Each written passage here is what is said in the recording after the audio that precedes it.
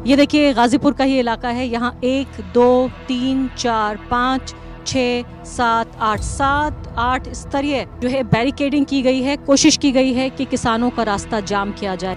जमीन में गाड़ी हुई ये कीलें जमीन में नहीं गड़ी हैं, लेकिन हमारी छाती पर, हमारी आत्मा पर गड़ी हुई हैं। ये कहना है यहाँ गाजीपुर में बैठे हुए किसानों का।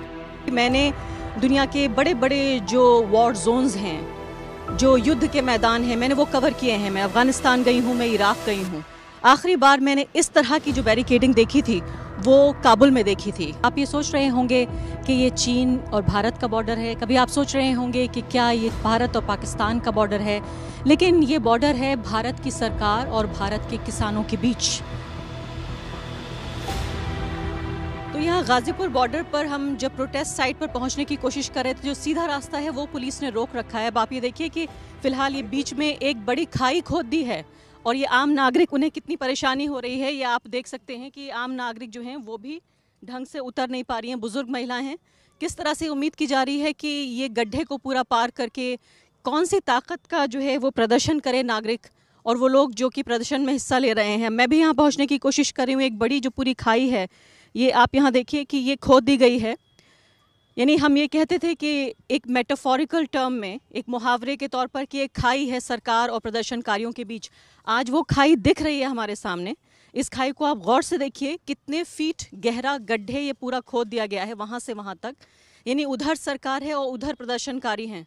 पूरी की पूरी खाई ये खोद दी गई है और सरकार इस पे दावा ये भी कर रही है कि लगातार प्रदर्शनकारियों से बातचीत करने की कोशिश हो रही है। ये कैसी बातचीत है? क्या दुनिया में कभी सरकार और प्रदर्शनकारियों के बीच, सरकार और नागरिकों के बीच इस तरह भी बातचीत हुई है कि पहले पूरी खाई खोद कर, पहले पूरा कुआं यहाँ खोद कर और फिर कहा जा रहा है कि हम बातचीत करना चाहते हैं? शायद अगर एक मुहावरे और मेटाफर के तौर पर देखा जाए, इससे ज़्यादा कोई चीज़ इस बात को जाहिर नहीं करती, इस बात का प्रदर्शन नहीं करती कि सरकार के बीच, प्रदर्शनकारियों के बीच, सरकार के बीच और किसानों के बीच कितनी गहरी खाई खोद दी गई है। और ये बात याद रखिए कि ये खाई जो है किसानों ने नहीं खोदी है, ये सरकार ने खोदी है। अब यहाँ से हम प्रदर्शन की तरफ आगे बढ़ेंगे और देखेंगे कि वहाँ क्या हाल चाल है।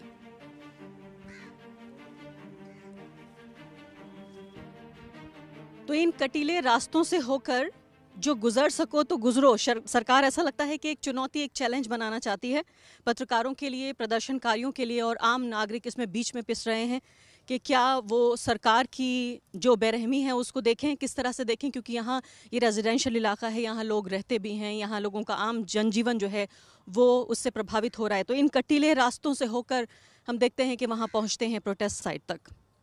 और आप देख रहे हैं, जो देवी दत्त आपको दिखा रहे हैं, कि कितने स्तरों पर, कितनी लेयर की बैरिकेडिंग की गई है। ये सीमेंट के ज़रिए बाकायदा बैरिकेड्स यहाँ पे लगाए गए हैं, कटीले तार, बैरिकेड्स, इसके अलावा सीमेंटेड वहाँ पर बाधाएं पैदा की गई हैं। मैं आपके साथ एक घटना शेयर करना चाहती हूँ कि मैंने दुनिया के बड़े बड़े जो वॉर जोन्स हैं, जो युद्ध के मैदान हैं, मैंने वो कवर किए हैं। मैं अफगानिस्तान गई हूँ, मैं इराक गई हूँ। आखिरी बार मैंने इस तरह की जो बैरिकेडिंग देखी थी वो काबुल में देखी थी, वो भी जो यूएस एम्बेसी है उसके बाहर और भारतीय जो दूतावास है उसके बाहर, ताकि वहाँ आतंकवादी हमला ना हो। जी, मल्टी लेयर जो बैरिकेडिंग की जाती है या सीमेंट के ज़रिए जो बैरिकेड्स बनाए जाते हैं, ये वहाँ मैंने देखा। और ख़ासकर ऐसे वक्त में जब वहाँ चुनाव का माहौल था 2014 में। यानी आतंकवादियों से बचाने के लिए सरकारी दफ्तरों को और ख़ासकर विदेशी सरकारी दफ्तरों को इस तरह की बैरिकेडिंग की गई थी। दोबारा जब मैं गई 2016 में बगदाद, वहाँ पर मैंने देखा कि वहाँ जो आईसिस का हमले से बचने के लिए, फिर से आतंकवादियों की बात मैं कहूँगी कि सरकारी दफ्तरों में, चाहे वो संसद के बाहर हो या जो अहम सरकारी दफ्तर थे उनके बाहर, इस तरह की मल्टी लेयर बैरिकेडिंग की गई थी।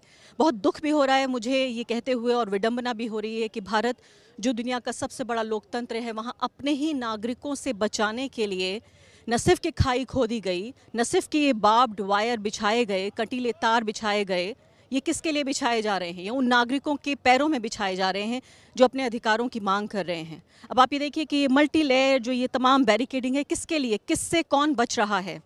सरकार किसानों से बच रही है या किसान सरकार से बच रहे हैं?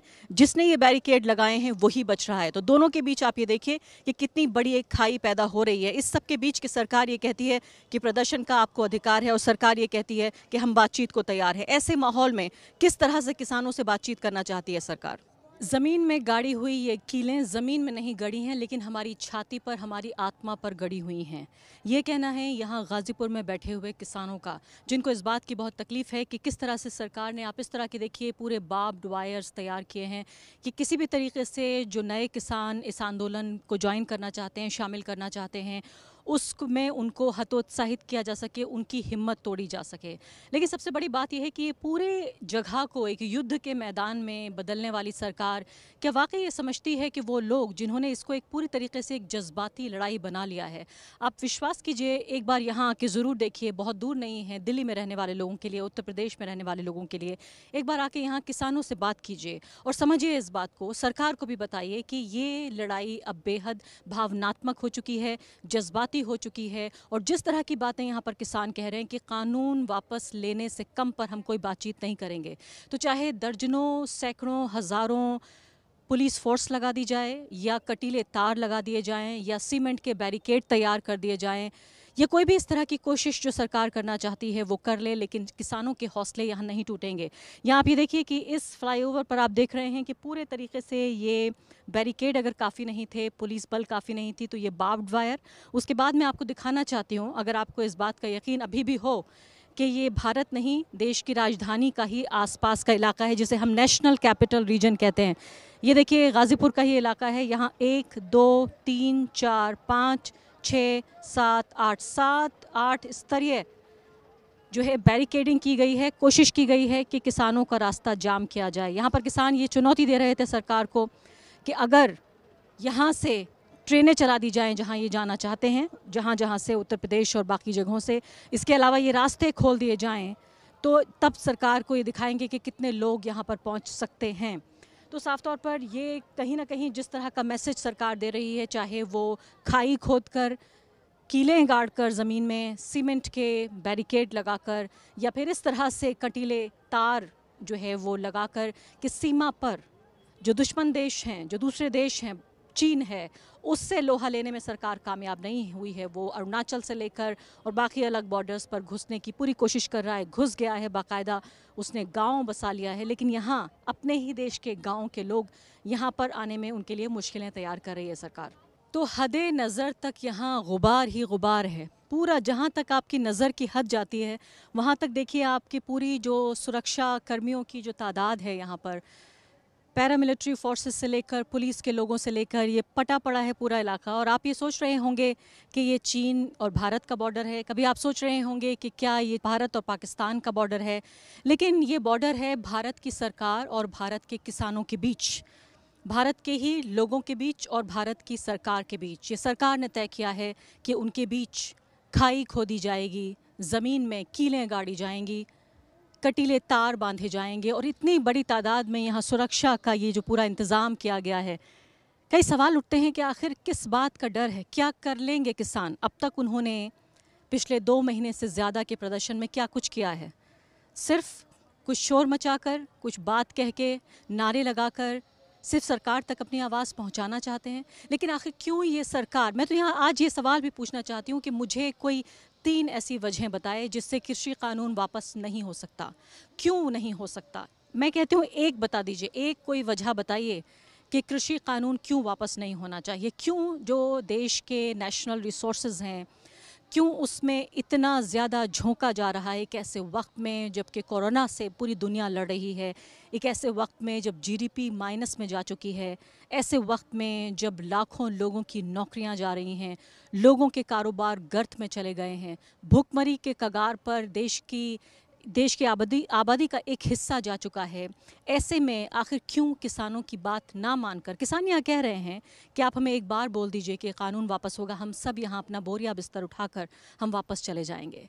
लेकिन कोशिश यहाँ पर ये हो रही है कि किसानों की बात को सुना नहीं जाए। सिर्फ एक तरह का एक प्रिटेंस जिसे कहते हैं, एक नकाब ओढ़ा जाए और ये कहा जाए कि हम बातचीत करना चाहते हैं, लेकिन बातचीत करने के दौरान ही किसानों को बदनाम करने की कोशिश, किसानों पर मुकदमे ठोके जा रहे हैं, पत्रकार जो उन पर रिपोर्टिंग कर रहे हैं उन पर मुकदमे ठोके जा रहे हैं, जो सोशल एक्टिविस्ट हैं और जो लोग ट्विटर पर किसानों की आवाज़ बुलंद करने की कोशिश कर रहे हैं, उस आवाज़ को दबाने के लिए भारत की सरकार बाकायदा ट्विटर से शिकायत करता है।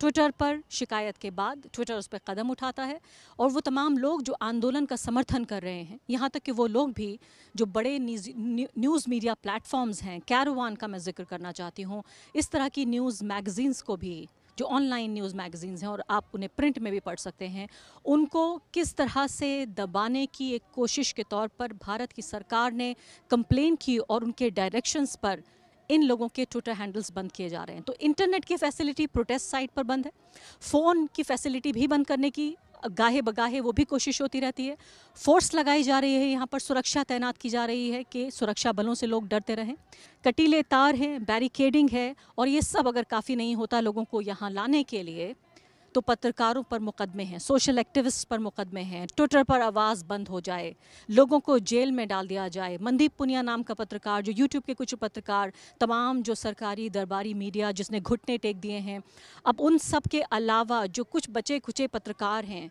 वो अपने दम पर कोशिश कर रहे हैं कि किसी तरह से वो आवाज़ उठाएं, अब उसको भी दबाने की पूरी तरीके से कोशिश की जा रही है। आज नहीं कल भी, कल नहीं परसों भी, जब ये सरकार है और जब ये सरकार नहीं रहेगी, ये एक ऐसे सवाल हैं जो सरकार से हमेशा पूछे जाएंगे कि नरेंद्र मोदी जब प्रधानमंत्री थे तो उन्होंने भारत के किसानों के साथ, भारत के धरती पुत्रों के साथ वो बर्ताव किया जो शायद ही दुनिया की किसी सरकार ने, शायद ही दुनिया के किसी देश ने अपने किसानों के साथ किया हो। जवाब तो बिल्कुल देना पड़ेगा। मेरे कैमरा पर्सन देवी दत्त आपको दिखाएंगे आसमान में जो ये परिंदे हैं, ये उड़ उड़ कर यहाँ पर शायद चिढ़ा रहे हैं यहाँ बैठे हुए किसानों को। ये बता रहे हैं कि देखिए, हम तो आज़ाद हैं, हमारा कोई देश नहीं, हमारी कोई नागरिकता नहीं, हम किसी कानून से बंधे नहीं, हमें कोई सरकार रोक नहीं सकती, लेकिन आप पूरी तरीके से बंधे हुए हैं। यहाँ बैठे हुए प्रदर्शनकारियों को, किसानों को शायद ये परिंदे चिढ़ा रहे हैं, क्योंकि ये बात तो इतनी तय है कि ये पूरा मुद्दा एक तरह से जज्बात का, अहम का मुद्दा बन गया है। यहाँ गाज़ीपुर में आके एक बात मुझे पता चली, जिसको मैंने ध्यान से सुना और लोगों को समझने की कोशिश की, कि अभी तक ये बताया जा रहा था कि ये पंजाब का किसान है, फिर बताया गया कि नहीं सिर्फ हरियाणा का किसान है, फिर कहा गया कम्युनिस्ट भड़का रहे हैं, फिर कहा गया कांग्रेसी भड़का रहे हैं, फिर कहा कि लाल किले पे कोई चढ़ गया किसान, जाके उसने झंडा लगा दिया, धार्मिक झंडा, कि देखिए ये लोग अलगाववादी हैं, ये लोग खालिस्तानी हैं, ये लोग आतंकवादी हैं, ये लोग राष्ट्रद्रोही हैं। ये सारी बदनामियां भी काम नहीं आई, तो पुलिस का डर दिखाने की कोशिश की गई, और यहीं पर इसी ज़मीन पर जहां हम खड़े हुए हैं, यहाँ सैकड़ों की तादाद में पुलिसकर्मी भेजे गए, पानी बंद कर दिया गया, बिजली बंद की गई, जिसे हम कहते हैं देसी ज़बान में कि हुक्का पानी बंद किया। लेकिन वही शायद ऐसा वक्त था जब शायद कि सरकार ने भी ये नहीं सोचा होगा कि इस तरह से ये पूरा आंदोलन पलट जाएगा, जब राकेश टिकैत के आंसुओं ने एक ऐसी बाढ़ लेकर आई जिसमें सरकार का पूरा अहंकार एक तरह से बह गया। और यही वजह है कि अब जब हम यहाँ किसानों से बातचीत कर रहे हैं, वो साफ तौर पर ये कह रहे हैं कि हम वो लोग हैं जिन्होंने नरेंद्र मोदी को, भाजपा को 2014 में, 2017 में, फिर 2019 में चुनकर हमने उन्हें संसद भवन भेजा, और इसके अलावा उत्तर प्रदेश की सरकार भी बनाई 2017 में। हमारी ही ताकत से ये मुख्यमंत्री बने योगी आदित्यनाथ, और हमारी ही ताकत से प्रधानमंत्री बने नरेंद्र मोदी 2014 में भी और 2019 में भी।